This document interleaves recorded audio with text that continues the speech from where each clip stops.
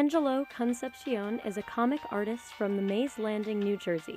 Angelo is a student at the Kubert School, one of the top schools for cartooning and graphic art in the United States. He's been making art since he was 2 years old, when he first discovered his father's comic books. By the age of 13, he decided to pursue this for the rest of his life. Spider-Man artist John Romita Sr. is Angelo's biggest inspiration. Is Angelo the next John Romita Sr.? Let us find out.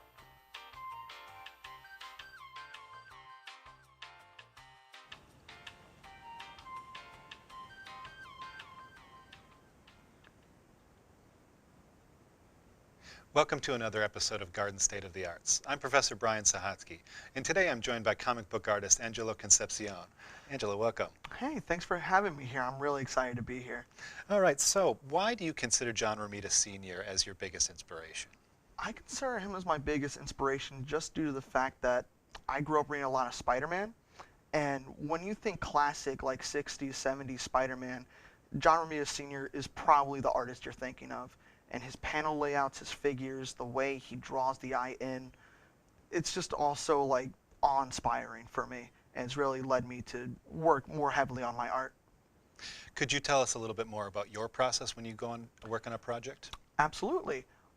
Typically, comic book artists have kind of like a three-step process. There's the layout stage, where usually it's kind of like the thumbnail sketches, that's what we call them, where it's very small, quick sketches to figure out what layout we have, the figures, how we want to draw the reader's eye. Then we take it to the rough stage, which is at a larger size. And finally, we work proportionately to the final comic book size. We either work larger or to size, and that's our final pencils. And from there, the inker can take it, and then the colorist. So have you handed in your work to any professional studios? Not any studios per se. I did work on a project for a friend over this past summer, and that was called the Martialists comic. I worked on the ending of issue 1 and then worked on issue 2, and currently we're in the process of getting issue 3 done. So what's the best advice you've ever received from a professional? It was actually this year. I went to New York Comic Con, and another Spider-Man artist, one from recent years, Humberto Ramos, he actually gave me a lot of great tips and pointers on making sure that when you do a art piece for comics especially, you have to make sure that everything feels alive. You know, you can have your characters in the foreground, fighting, like let's say it's Batman versus the Joker. They could be fighting and they could have like the best detail, but if the background doesn't feel like Gotham City, then it starts to fall short and loses that professional quality. Great. I think we have some imagery now to actually take a look at, and if you could actually look maybe and discuss your work a little bit. Yeah, absolutely. So on the screen right now is kind of like my superhero team that I want to create, headlined by my character Big Bang. He's kind of like the young, like teenage superhero that I want to make, kind of similar to Spider-Man in that regard. And right now is a Doctor Strange piece that I'm working on because I do love to work on the pre-established characters like Spider-Man, Doctor Strange, Batman, and I always bounce back and forth between either physical or digital means. Sometimes I'll do physical pencils and inks, and then scan it and then do all the colors digitally. Sometimes I even do the inks digitally. And going back to the comic I was talking about, those are some panels and pages from what I worked on this past summer. The colorist actually dipped out on us in the last second before the book was supposed to be finished, so I had to take up all 3 roles of penciler, inker, and colorist. So personally, not some of my best work in terms of colors, but I'm still really proud of the project, and it is one of the first solo comic book issues I've managed to get printed out. And these are some currently in progress pages from issue number 3 of the Martialists comic. And that's supposed to come out either sometime in the middle or end of this upcoming summer.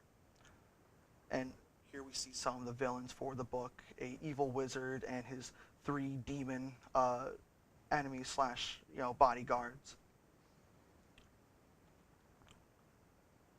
And some more fan art. That's a character named Khonshu from the Moon Knight comics, as well as a villain from my own creator-owned series, and another Marvel character, Man-Thing, a more horror-based character. And speaking of more Marvel, some more Spider-Man. And I try to really capture that John Romita Sr., like Steve Ditko, early Spider-Man style with this one. And there's an entire series of designs I have for it, and that page I'm inking right now is actually one that I put into that series of designs. It was Spider-Man versus the Lizard. And then that's the cover, homaging a John Romita Sr. cover, where instead of all the villains surrounding it, it's Spider-Man on the wall with the spotlight, and it's a bunch of police officers in the foreground in the original cover. And then more Spider-Man villains. Are there any other pre-established characters that you like to work on? I would love to work on X-Men. X-Men has always been a big influence for me, and I've been kind of working more on figuring out how to do more group shots, team building, and just figuring out good composition. And speaking of X-Men, it was just on the screen there for a split second. And the X-Men have always been a big influence for me because I just love the idea behind them. I love the social connotation behind them. It's always been a big source of inspiration. Are there any other independent creations that you'd like to be working on right now? Outside of my main Big Bang comic book that I want to do, there's a few characters that I have kind of waiting in the wings for me to either write scripts for or just come up with designs for. Right now I'm just kind of in the in-between stages. Would you prefer to lead a project, or do you like to be more on the project team? It really just depends on my schedule at the time.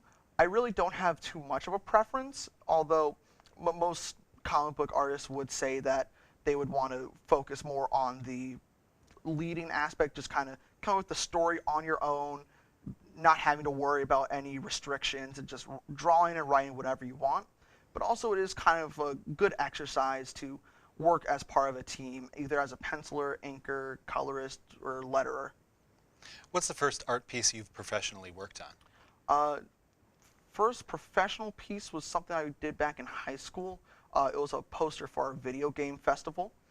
However, in terms of comic book work, I would say the comic book I worked on this past summer, Martialists issue 2. That was the first full independent piece that I worked on practically by myself, outside of the writer. Could you tell us a little bit about what your comic book art means to you?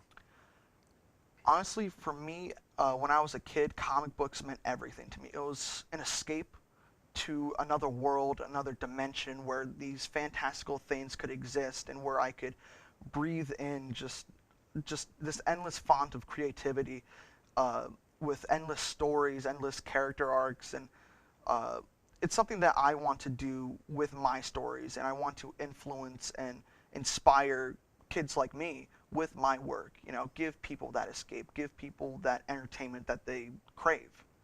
Could you tell us about any projects you're currently working on then? I'm actually currently working on Big Bang issue 1. I have a bunch of pages already penciled out, and I have the cover and the first page with me right now. And I'm hopefully going to get it out by the beginning of May. So I still have to pencil the last few pages and then go ahead and fully ink everything and letter everything. But the script's fully written, the cover's fully colored and scanned already, so it's just a little bit more work and I'll have it. Could you tell us maybe a little bit more about your personal style? Maybe you could use these as evidence. Yeah, absolutely. Going back to that more classic style, I like to use a lot of heavy shadows, thicker outlines for the characters, kind of to accentuate their form and to make them kind of pop out on the page more outside of the backgrounds. And I'm still working on my backgrounds. My backgrounds aren't perfect. Perspective is something I do struggle with still as a student, but I work hard to make sure everything looks as professional as possible. Could you tell us a little bit about where we might see your artwork? Absolutely. I don't really have any physical studio or any museum where I have anything put up, but I do have my Instagram, which is at Concepcion_Studios with a Z, or you can just look up Concepcion Studios, studios with a Z at the end, .com. And my website has all my work, even some animations and animatics I worked on in previous years. Okay. Well, thank you very much for being on the show today. Yeah, absolutely. And Thanks for having me. we're looking forward to checking out a lot of your comic book art in probably a professional capacity and maybe on your Instagram feeds too. All right, So thank thank you you very very much. much. Yeah.